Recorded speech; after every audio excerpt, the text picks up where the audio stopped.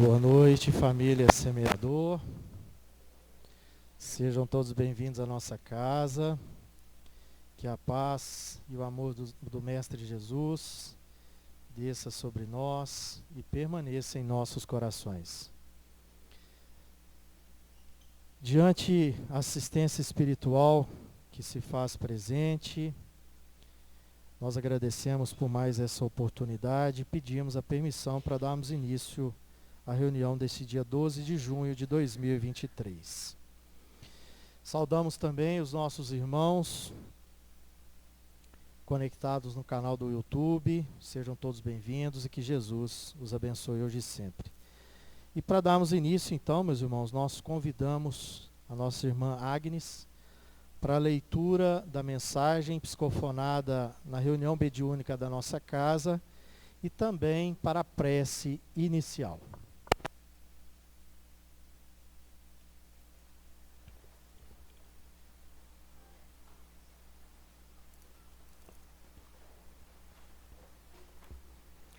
Boa noite, irmãos. Segue a nossa mensagem.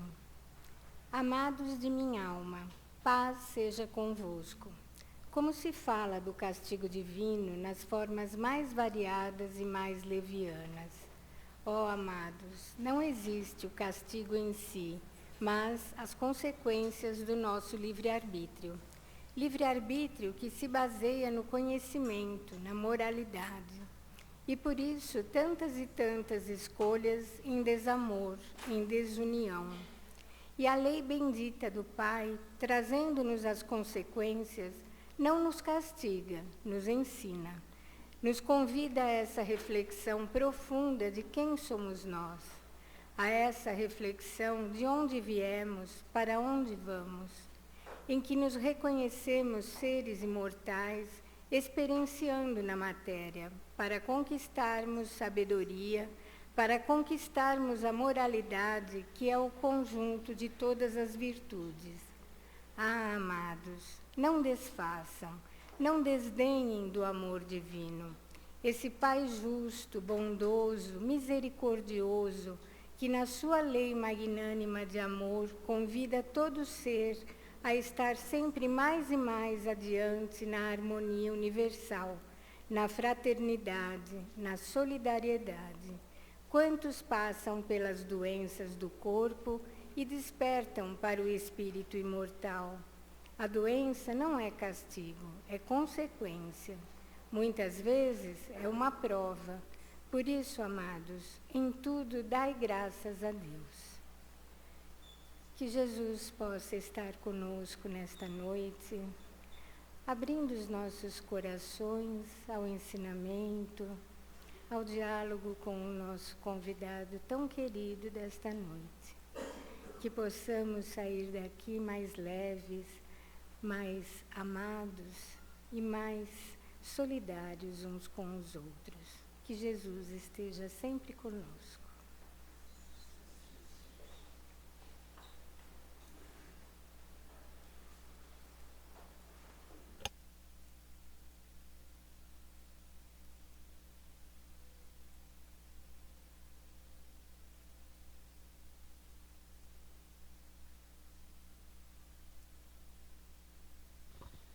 Meus irmãos, é com grande satisfação que hoje nós recebemos em nossa casa o nosso irmão Marco Antônio, do Centro Espírita Paulo Apóstolo.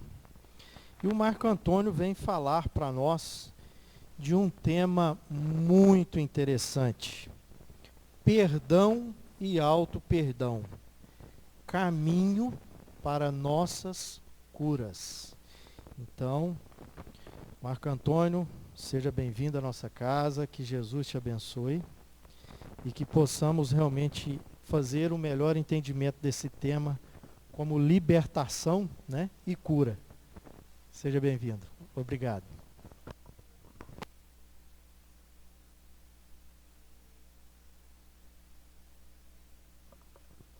Gente, boa noite. Seria melhor se eu estivesse trazendo aqui, né? Loves in the air. O amor está no ar, né? Seria mais pertinente à data de hoje.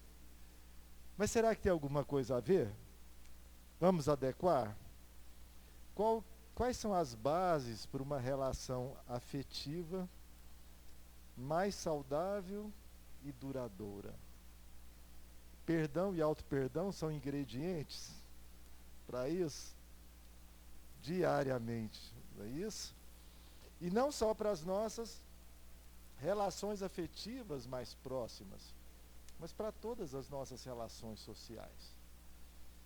Perdoar e se auto-perdoar na nossa jornada é fundamental. E é isso que a gente vai tentar investigar nessa noite. Para isso, o nosso ponto de partida, para variar, vai ser uma parábola, que está em Mateus 18, 23 a 35. É a parábola do credor incompassivo, na qual Jesus fala que o reino dos céus pode ser comparado a um rei que desejava acertar as contas com seus servos. Um desses servos lhe devia 10.000 talentos. Eu pediria que vocês guardem essa cifra, tá? Vamos avaliar um pouquinho o que eram 10.000 talentos na época. Um talento, gente, correspondia a 35 quilos de prata pura, que era o padrão monetário da época. Um talento. Um talento correspondia a 15 anos de trabalho de um trabalhador braçal, um trabalhador comum. Um talento. Quanto que era a dívida? 10.000 talentos. Então nós estamos falando de 350.000 quilos de prata pura. Tá? Essa era a dívida que o servo devia ao rei. Como o servo não tinha como pagar, tinha? Não, impagável. Como o servo não tinha como pagar a conta, o rei mandou que ele, sua esposa e seus filhos fossem vendidos com tudo que possuíam, para que a dívida fosse quitada. Absurdo vender a esposa e os filhos para pagarem uma dívida. Era absurdo na época? Não. A mulher e os filhos eram propriedade do patriarca, do homem. E assim como hoje, quando o oficial de justiça, por ordem de um juiz, comparece à nossa casa e vai avaliar móveis eletrodomésticos, ele poderia levar a mulher e os filhos. Não sei como que era feita a avaliação, mas quem podia levar, podia. E aí, a gente entende também por que naquele momento extremo, Jesus confiou Maria a João, o apóstolo mais jovem. Maria, ali, na falta de Jesus, que provavelmente, a gente não tem notícia, mas José já havia desencarnado, Maria seria vendida como serva comum, se não tivesse um homem para se responsabilizar por ela, porque a mulher não era responsável legalmente na Palestina naqueles tempos, né? Então o servo prontamente se prostrou diante do rei e suplicou por misericórdia. Nós já falamos dessa palavrinha aqui. Alguém lembra? Nós já falamos dessa palavrinha. Ele disse: tem paciência comigo, e eu te pagarei tudo. Diante do pedido do servo, o rei teve muita compaixão, cancelou a dívida e o deixou livre. Depois disso, o servo, que teve sua dívida perdoada, se encontrou com um de seus conservos, um colega de servidão. Então, ele, com os seus que lhe devia 100 denários. Um talento valia 6.000 denários. Um talento valia 6.000 denários. A dívida dele com o rei era de quanto? 10 milhões. O que 100 denários representava disso? 0,0001%. E o que ele faz? agarra esse seu conservo e começa a sufocá-lo enquanto exigia o pagamento da dívida. Então o conservo se prostrou diante dele e implorou por misericórdia. Mas o homem não teve compaixão do devedor e mandou que o lançassem na prisão até que ele lhe pagasse a dívida. Quando os outros servos viram o que tinha acontecido, tão logo foram contar ao rei. Então o rei chamou o servo incompassivo e lhe disse que ele também deveria ter usado de misericórdia para com seu conservo, da mesma forma com que ele recebeu misericórdia antes. Indignado, o rei entregou aquele servo mau aos torturadores até que ele pagasse sua dívida. Jesus termina a parábola do credor incompassivo fazendo um importante alerta. Ele diz: assim também lhes fará meu Pai Celestial, se cada um de vocês não perdoar de coração ao seu irmão. Essa última parte está em Mateus 18, 35. Está falando o que aqui para nós? Essa parábola fala de quê, gente? De perdão, né? E quem é esse rei, simbolicamente tratado na parábola? Quem é o rei? Deus. Deus. A gente deve para Deus? Ufa! Quanto? 10 mil talentos? Qual a nossa maior dívida com Deus? A vida. É possível pagar pela vida? Não.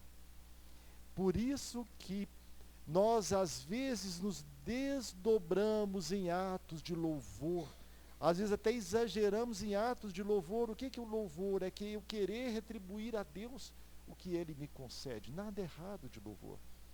Mas eu entendo que o louvor que mais honra a Deus é o que eu entendo como louvor ativo. É o nosso trabalho na sua seara. Muito mais porque o rei tinha perdoado aquele servo. E o que ele esperava daquele servo? Que ele perdoasse todos aqueles que o devessem. Então, mais que o ato de louvor a Deus, quando a gente ora em louvor, para agradecer e para pedir, mas é que eu acho que o que mais nós honramos a Deus é nos integrarmos às suas leis, é abraçarmos, é estabelecer comunhão com esse Pai. E essa comunhão a gente estabelece fundamentalmente na relação com o próximo. É aquilo, se eu não sou capaz de amar o meu próximo a quem eu vejo, como serei capaz de amar a Deus que não vejo? Então o caminho para o amor a Deus passa pelo amor a mim e ao próximo. Esse é o caminho. Então, nós nunca pagamos pela vida. Por isso que nós nunca seremos capazes de pagar aos nossos pais. A vida que eles nos concedem é uma dívida impagável. Por mais que nos desdobremos em afeto, em amor, em dedicação, em cuidados, nós não seremos capazes de pagar essa dívida. E o que eles esperam de nós? O que nossos pais esperam de nós? Que sejamos pessoas boas, sejamos pessoas honradas, que a gente possa distribuir aquele legado que eles nos passaram com tanto amor, nos recebendo, como a mensagem nos falou, numa nova romagem, numa nova reencarnação. Isso é impagável. É isso? E qual o contexto em que essa parábola foi contada, meus irmãos e minhas irmãs? Alguém lembra qual o contexto que essa parábola foi contada? Naquele momento em que Pedro pergunta a Jesus: Senhor, até quantas vezes perdoarei a meu irmão? O que dá para entender que Pedro estava aborrecido com alguém. Ele devia estar chateado com alguém ali, né? Porque é importante a gente ver, é importante também esse parêntese, porque quem eram os discípulos? quando a gente vai estudar os discípulos mais profundamente, o perfil psicológico de cada um, nós nos identificamos com características de todos eles. Os discípulos eram a nossa representação. Eles estavam ali para nos mostrar que nós também podemos nos tornarmos servos fiéis, que eles também se tornaram e que nós não precisamos ficar adiando, se medir as nossas mudanças, porque todos eles fizeram as mudanças naquela existência. E é possível. Como Paulo, como Maria de Magdala, é possível desde que nós tenhamos vontade, mas também não, quem dera se a gente pudesse estar preparado, estruturado para todos os desafios que enfrentaram, mas que é possível. Então Pedro pergunta, Senhor, será até 7 vezes? O que Jesus responde? Não vos digo que até 7 vezes, mas até 70 vezes 7 vezes. Continha fácil essa, né? 490, como é que é isso? O que são esses 490, gente? Infinitamente. É a gente andar, alguém aqui já comprou de caderneta já? Alguém aqui já comprou de caderneta no armazém? O que é isso? É eu andar com uma cadernetinha, ou agora, numa versão mais moderna, com o celular, anotando cada falta. E aí a gente iria para uma situação assim, então eu quero ser muito ofendido, muito magoado, para chegar logo das 490 e adentrar o reino dos céus. É isso? Esses 490? Não. Jesus está falando para nós disso, de infinitamente, porque nós somos imortais. E Ele está falando para nós de treino. De treino. Esses 490 é para a gente treinar. Não tem aquele negócio de que dieta, a gente tem que fazer 3 semanas, é criar um novo hábito. Depois de 3 semanas que a gente começa a mudar as coisas, né? Então é criar novos hábitos, porque esses hábitos nós trazemos. Quais hábitos nós trazemos? Quais hábitos? Eu vou fazer uma perguntinha para vocês, bem levinha assim, tá? Eu já consigo ficar feliz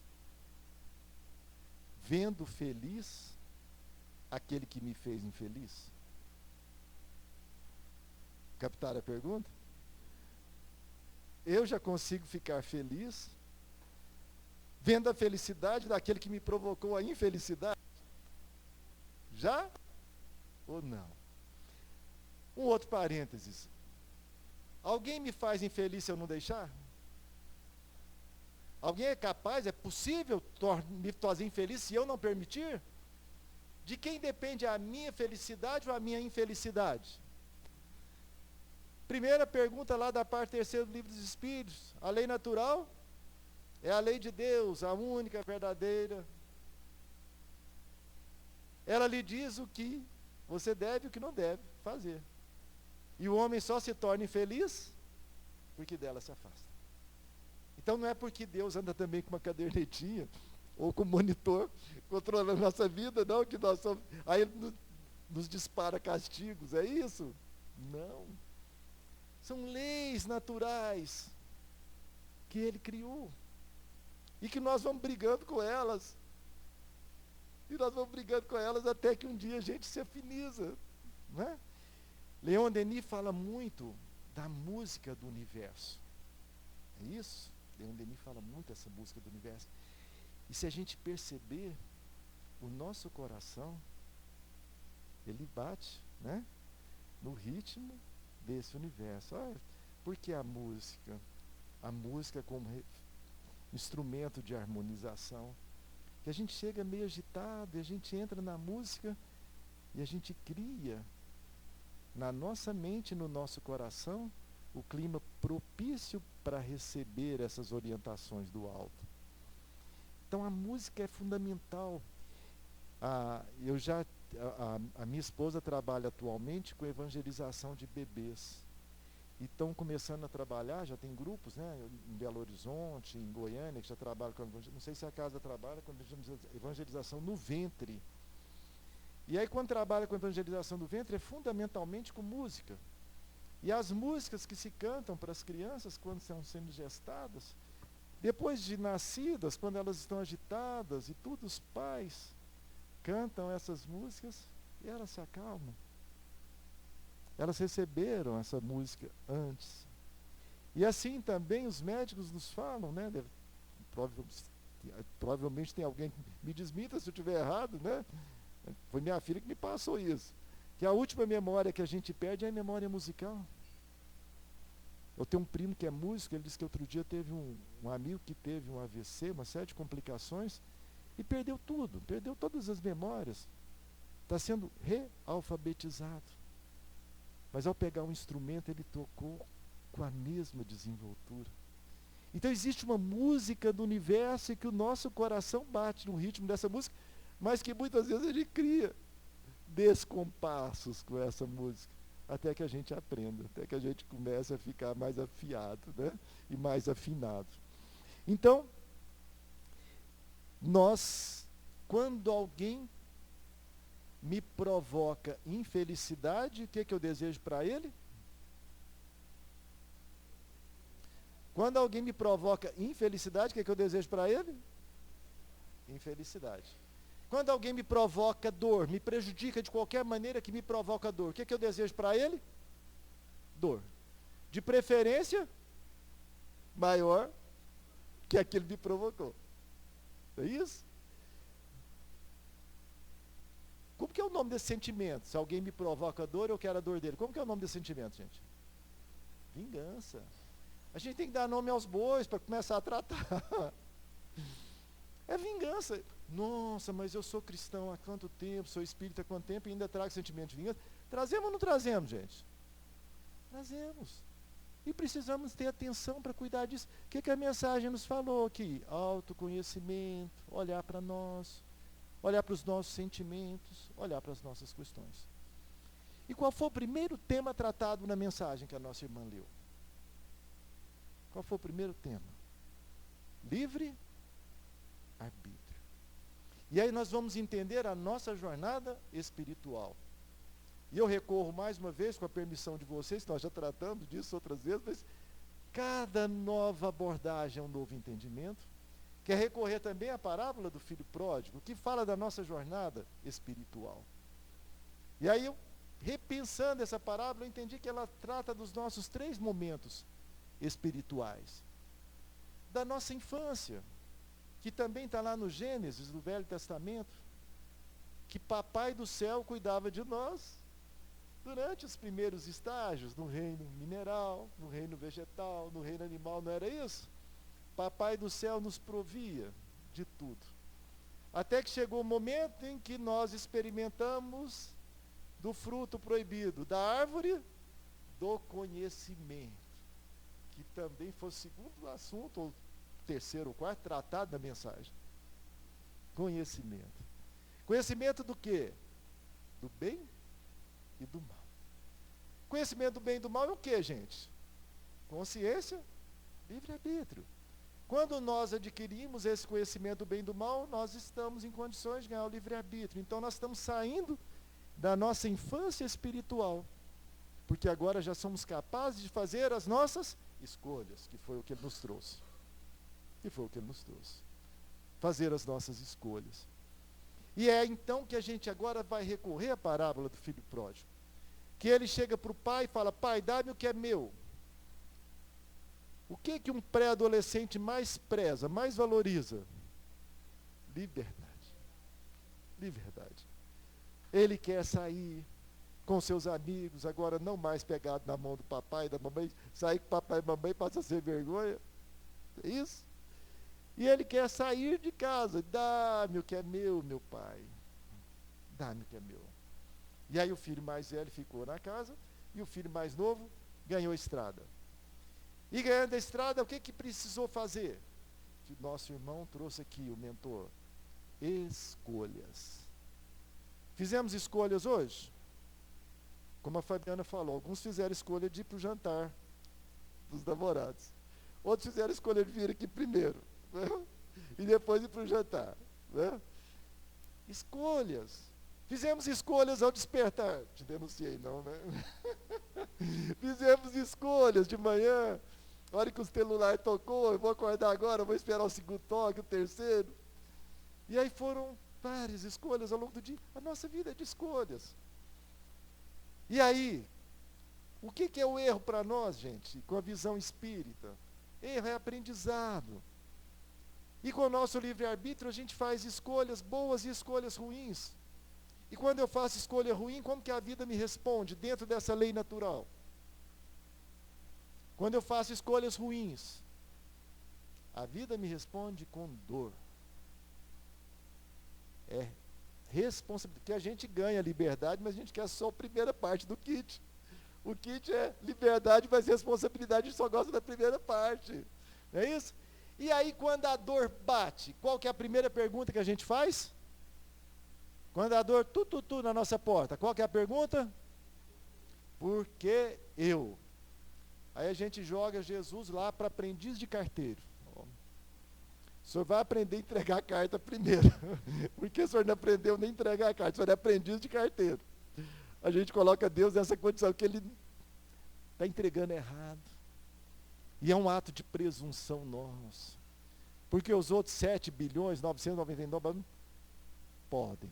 Mas eu que completo os 8 bilhões não posso. A dor não pode bater na minha porta, porque eu me acho melhor que os outros 7 bilhões e tanto. Não é isso? E aí? A dor bateu. Dor provoca o quê, gente? Quando bate dor, o que provoca? Qual que é o sentimento que dor provoca? Vamos lá, vamos mais claro. Pisou na minha unha encravada, pisou no meu calo. Qual que é o sentimento? Raiva. Dor primeiro, raiva na sequência. Se eu não trabalho essa raiva, vai evoluindo para ódio e vai por aí afora. Aí eu estou com raiva de quem?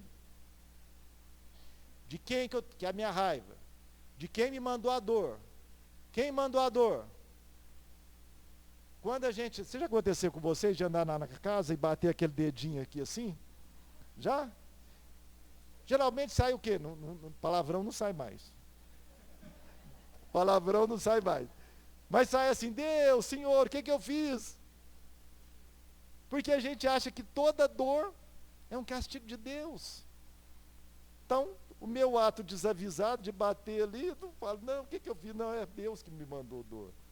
Então a minha raiva se volta contra quem? Contra Deus. Por isso que a parábola fala que ele foi se afastando da casa do Pai. Nós nos afastamos desse sentimento adverso com o Pai. E fomos, porque essa é a jornada de todos nós, porque todos nós somos filhos pródigos. Que saímos da casa do Pai em algum momento para fazer a nossa jornada, porque é necessária na nossa evolução. Nascemos simples e ignorantes na pureza primitiva, e um dia seremos pureza, vamos usar um grande pleonasmo, pureza pura, pureza brilhante, pureza trabalhada, pureza lapidada. Lapidada como? No contato comigo mesmo e no contato com o próximo. Uma vida de relações. E nos relacionamos e nos lapidamos uns aos outros. E aí, nesse momento de raiva com Deus, de brigar, como que é o termo quando a pessoa está revoltada com tudo? Brigou com Deus e o mundo. Não é essa a expressão que a gente usa? Brigou com Deus e o mundo. O primeiro que ele briga é Deus. Porque ele briga com o mundo. Quem que é o responsável pelo mundo? É Deus, então. Brigou 2 vezes. Né? Como que eu brigo? Eu brigo com a vida. Se eu brigo com a vida, eu brigo com o Senhor da vida. Certo? E nesse sentimento de rebeldia, de raiva, eu preciso tomar novas escolhas. E tomo novas escolhas, e escolhas ruins, e lá vem dor. É o ciclo que os orientais, né, que é o samsara, que nos leva à roda dos renascimentos. Isso? Tome dor e tome sofrimento. É isso? E aí, voltando à relação minha com o próximo. Qual a origem das nossas dores? As nossas dores vêm de Deus que nos castiga? Hoje a gente entende que não. Ela vem da maldade do meu próximo? Não. ela vem das minhas escolhas equivocadas.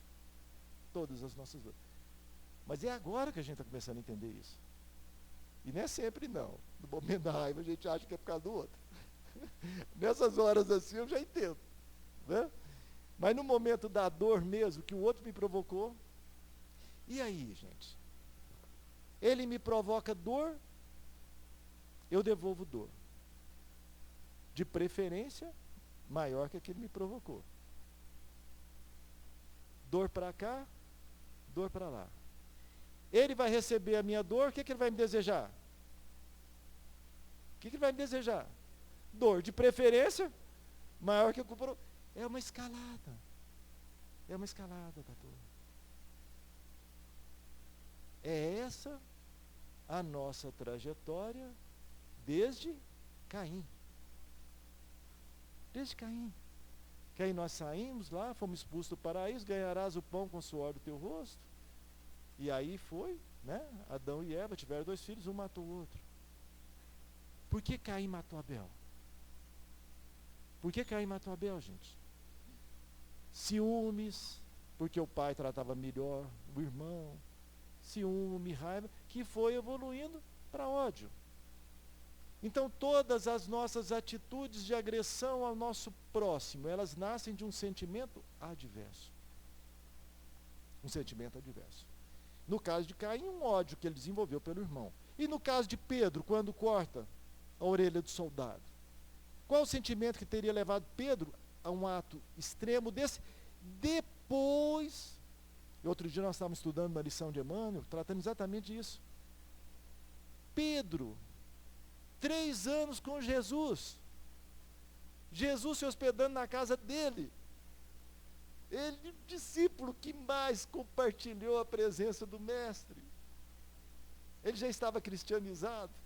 Não. O que vai cristianizar Pedro é a sua jornada depois daquele momento. E qual o sentimento que levou Pedro a decepar a orelha do soldado lá? Raiva, que no meu entendimento motivada por medo. Medo da perda de Jesus. Aquela companhia sublime, aquela sustentação que ele havia se acostumado e agora poderia perder. Qual o sentimento que nos leva geralmente à violência? Medo. Violência geralmente é gerada por medo. Por que as pessoas saíam antes, como nos fala Kardec, prontas para o duelo? Medo de serem ofendidas na sua honra. E aí então, como o próprio Kardec nos fala, se ele era mais hábil com as armas, um mero assassinato. Se ele era menos hábil e aceitava, um mero suicídio. Esse era o duelo. Que acabou. Não acabou? Acabou não, gente. Duelo acabou não. Alguém duelou hoje, ou na última semana, ou no último mês? De sentimento? Porque numa outra dimensão, subíamos num cavalo, vestíamos a armadura e íamos também para as batalhas. Não é isso? Agora, muitos de nós montamos em 170 cavalos e vamos para as armas. E vamos para a batalha. O Haroldo contando, numa live, ele levou uma fechada no trânsito, por infelicidade do vizinho, o sinaleiro, o semáforo fecha logo a seguir. E ele para o carro e o outro para do lado. E ele olha para o lado e abaixa o vidro. Aí o filho dele que estava do lado falou, o que será? Porque no passado, né, gente, a gente punha a mão para fora, a gente falava algumas palavras infelizes, não é isso? E aí o filho pergunta, pai, o que você vai fazer? Aí ele respondeu, não sei, estou pensando. Estou pensando. Bom, então já que você está pensando, pensa que ele ontem pode ter assistido uma palestra sua. Ou está ouvindo agora no carro. Subiu o vidro. Subiu o vidro. Porque o Evangelho nos fala, né? Pecado por pensamento, adultério, agora a gente não faz mais. A gente não faz mais. Porque como nos disse Paulo, ainda não faço todo o bem que eu quero, mas o mal que não quero, este eu faço. E eu recebo como uma ótima notícia, porque agora eu já quero o bem. Euzinho aqui, eu sei que não queria, algum tempo atrás, né? E aí Emmanuel arredonda a bola para nós, dizendo que nós hoje somos muito mais frágeis que perversos. Muito mais frágeis que perversos. Então o que nós precisamos mudar? O nosso automatismo. É esse automatismo do bateu, levou, porque nós hoje já agimos do bem. Nós levantamos, abrimos o Evangelho, ou se não deu tempo, fazemos a nossa prece, ou se não deu tempo no trânsito mesmo, a gente já ouve alguma coisa, sintoniza, e hoje eu quero agir no bem. E nós já partimos agindo no bem. Até que alguém pisa no calo. E aí? Aí a gente ainda reage no mal. Muito mais por fragilidade do que por perversidade. Então é essa mudança que nós estamos falando. E que mudança é essa? Que Jesus então, por que, gente? Aí aquela pergunta, eu já sou capaz de perdoar? Perdoar é muito difícil. O que é perdoar? É eu querer mesmo o bem do outro. Então perdoar é para Jesus, é para Joana de Cus, é para Mandela, que estava lá jantando lá com seus assessores, e pediu que convidasse um outro homem que estava na mesa. Você conhece essa história? Tinha um homem na outra mesa, ele pede, olha, vão lá e tragam para jantar conosco. E esse homem se senta à mesa e fica calado todo o tempo, constrangido. Depois aquele homem, assim que termina, ele sai, e os assessores vão perguntar, quem eram? Quem era Mandela? Aí fala, o meu carcereiro. Durante 30 anos, ele me torturou todos os dias. Mas você o perdoou? Sim. Porque se eu não tivesse perdoado, eu teria saído da prisão, mas a prisão não teria saído de mim. Então é esse entendimento que nós precisamos chegar. O perdão não é melhor para o outro. O perdão me liberta. Porque o sentimento adverso, que antes a gente chamava de inimizade, eram os nossos inimigos. Depois nós começamos a chamar de adversário, outros chamava de adversário, inimigo. Agora a gente chama só de desafeto. Não é isso? Mas esses sentimentos nos aprisionam. E muitas vezes o ódio aprisiona mais que o amor, que vincula por séculos, por milênios. Então, quando eu perdoo, e não importa, perdoar é difícil, então o que a gente faz se eu não sou capaz de perdoar? Mateus 5, 25. Vá e concilia-te com teu adversário enquanto estás com ele a caminho.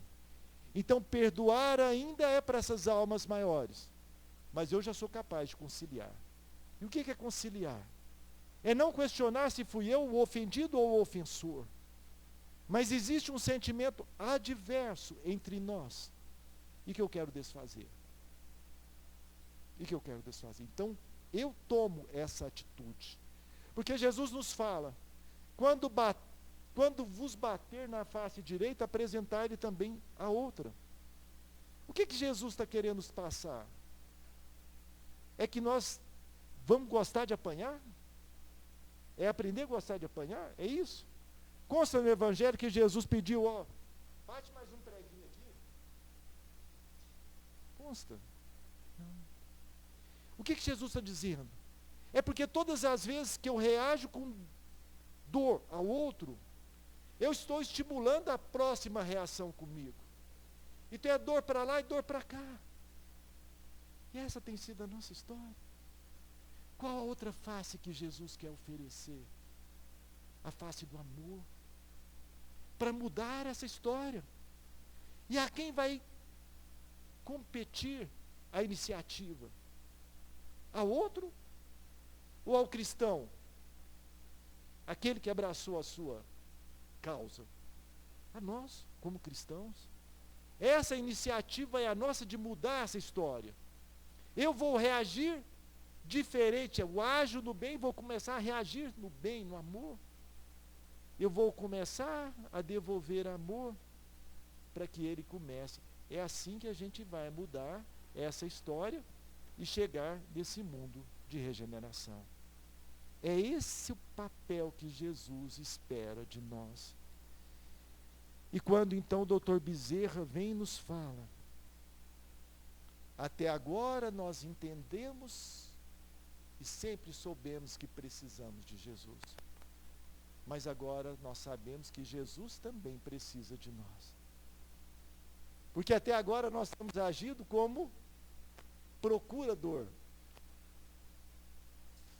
As nossas dores, quantas dores a gente procura com a própria mão? Ou provocador do próximo. E Jesus nos convida agora a qual papel?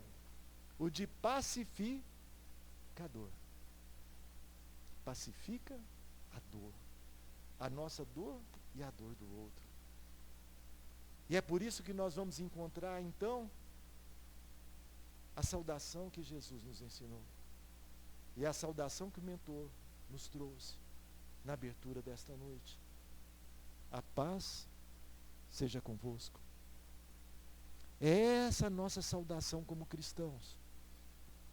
Talvez antes do bom dia, boa tarde ou boa noite, mas que pode parecer proselitismo religioso.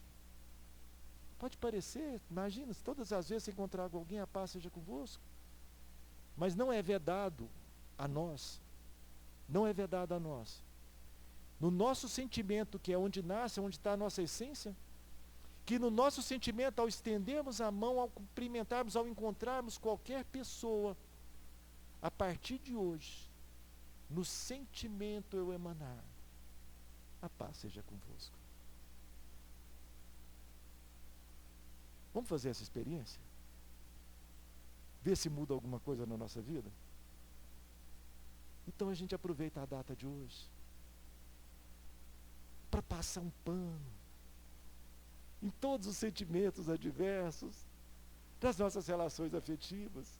Começa com o companheiro, com a companheira, estende para os pais, estejam aqui ou não, estende para os filhos, e nós vamos dizer, a paz seja convosco, com todos nós, a partir de agora.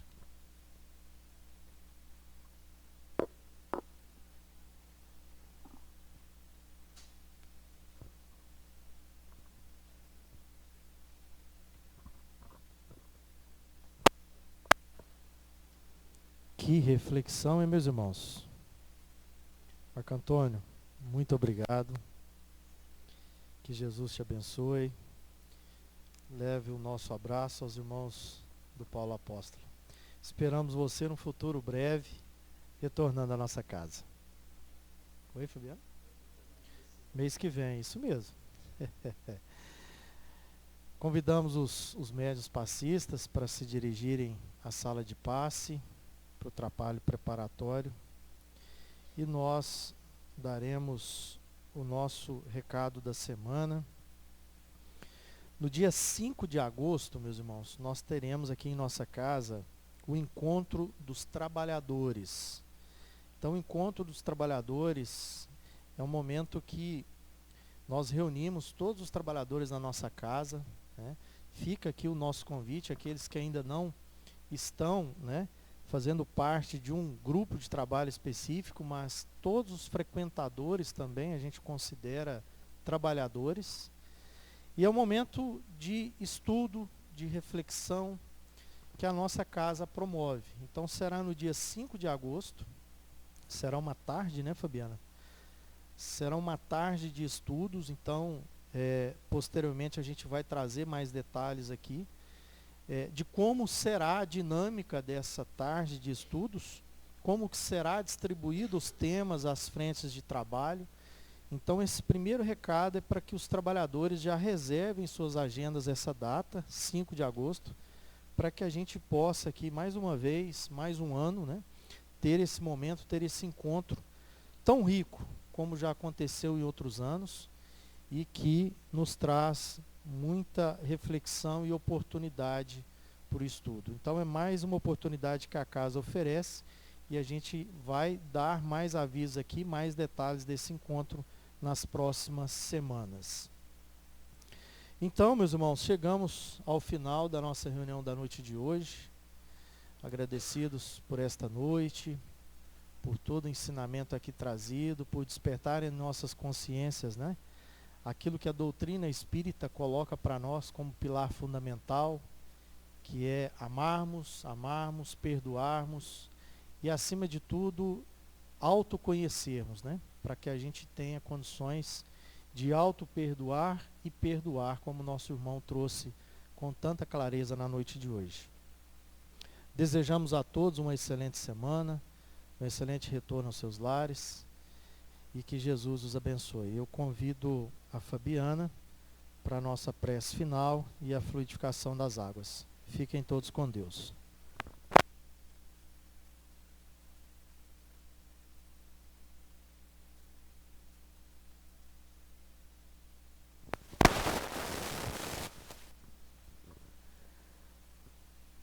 Amado Mestre Jesus, que a Tua paz permaneça em nossos corações e em nossas mentes, que esse estudo tão lindo da noite alcance a nossa alma, nos chame a esse perdão que nos liberta do nosso ego e que nos leva por caminhos de solidariedade, de fraternidade e, sobretudo, do amai-vos uns aos outros.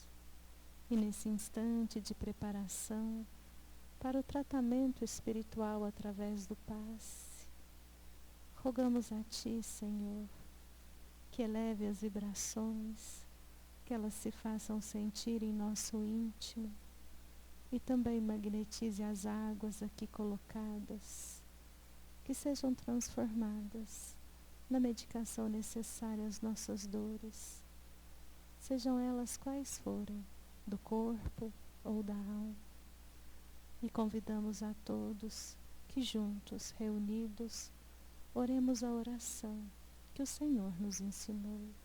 Pai nosso, que estais no céu, santificado seja o vosso nome. Venha a nós o vosso reino. Seja feita a vossa vontade, assim na terra como no céu. O pão nosso de cada dia dai-nos hoje. Perdoai as nossas dívidas, assim como perdoamos aos nossos devedores. E não nos deixeis cair em tentação, mas livrai-nos de todo mal. Vamos todos em paz. Assim seja.